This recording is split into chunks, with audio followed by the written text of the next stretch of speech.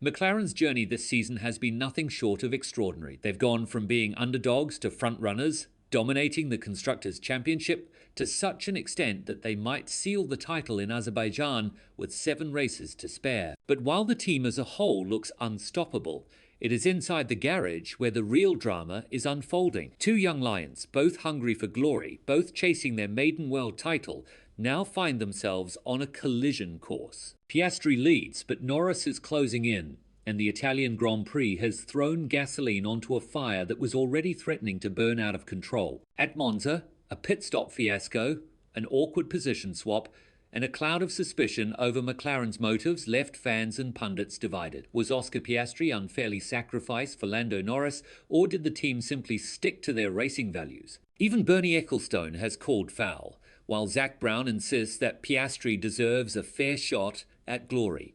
This isn't just about a championship. It's about trust, legacy, and the future of McLaren itself. And if you care about phone's most explosive title fight in years, then you'll want to stick around. Before we dive in, make sure you hit subscribe, because this story could define the next decade of Formula One. Music. The tension inside McLaren this season is a storyline worthy of a Netflix drama. Two of the most talented drivers of their generation, Oscar Piastri and Lando Norris, find themselves locked in a battle not just for wins, but for the ultimate prize, their maiden Formula One World Championship. And with McLaren dominating the Constructors' Championship so heavily that they could seal it with 7 races to spare, the stakes for the driver's title are even higher. Every decision the team makes now is magnified, and every call is under suspicion. The flashpoint came at Monza. Lando Norris was running in second place, seemingly on course for another strong finish.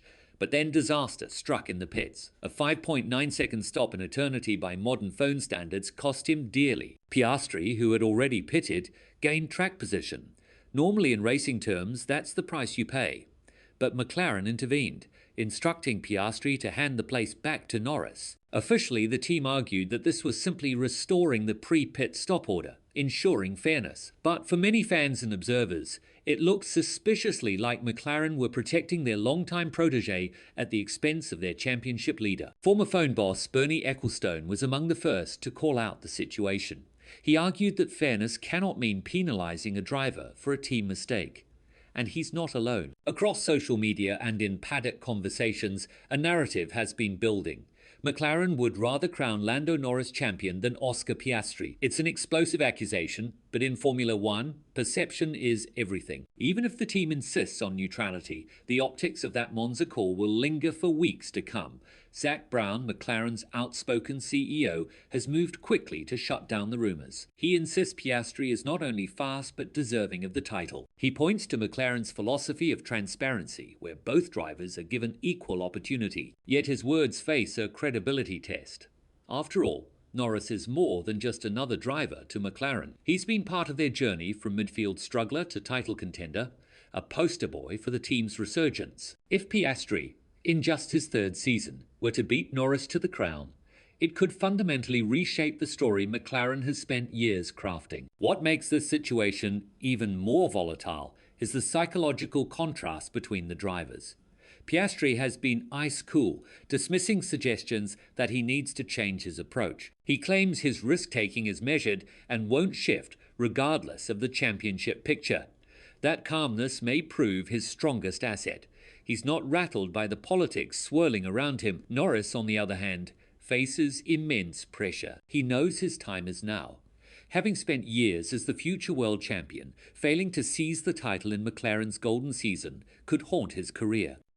Then there's Andrea Stella, McLaren's team principal, who has provided his own explanation for Monza. According to him, the pit stop sequence was designed to cover Charles Leclerc, with Piastri stopping first and Norris second. The intention, Stella insists, was never to alter positions. Norris's slow stop distorted that plan, leaving the team with no choice but to restore the original running order. In Stella's view, this was about team principles, not favouritism. But the problem is simple. When titles are at stake, every explanation feels like spin. And the more McLaren has to justify itself, the less convinced people become. The bigger picture is even more fascinating. McLaren, unlike Red Bull or Mercedes in the past, have not been accustomed to managing a 2-driver title fight. This is new territory. Do they let both fight freely, risking a bitter fallout, or do they pick a number one, ensuring at least one champion but at the cost of internal harmony? History shows how dangerous this can be. Think Hamilton and Rosberg at Mercedes. Think Alonso and Hamilton at McLaren in 2007. When two evenly matched teammates collide in the hunt for a title, it rarely ends peacefully. For McLaren, the risk is existential. If they appear to favour Norris and Piastri loses out unfairly, they could alienate a driver who might define the next decade. But if they allow Piastri to triumph, they risk damaging the trust and confidence Norris has placed in them since his debut. It is a no-win situation, one that could fracture the unity that has propelled them to the top this year. The numbers tell part of the story. Piastri's lead exists largely because of Norris's non-finish at the Dutch Grand Prix. Without that, the two would be separated by even fewer points. With 8 races to go, the margin could shrink rapidly. Azerbaijan may crown McLaren Constructors champions, but for the drivers, it will be another battlefield. Every pit stop, every strategy call, every safety car decision will carry the weight of championship destiny. And make no mistake, fans, pundits and rivals will scrutinize every move. So where does it end? If McLaren stay true to their principles, they will let the fight unfold naturally.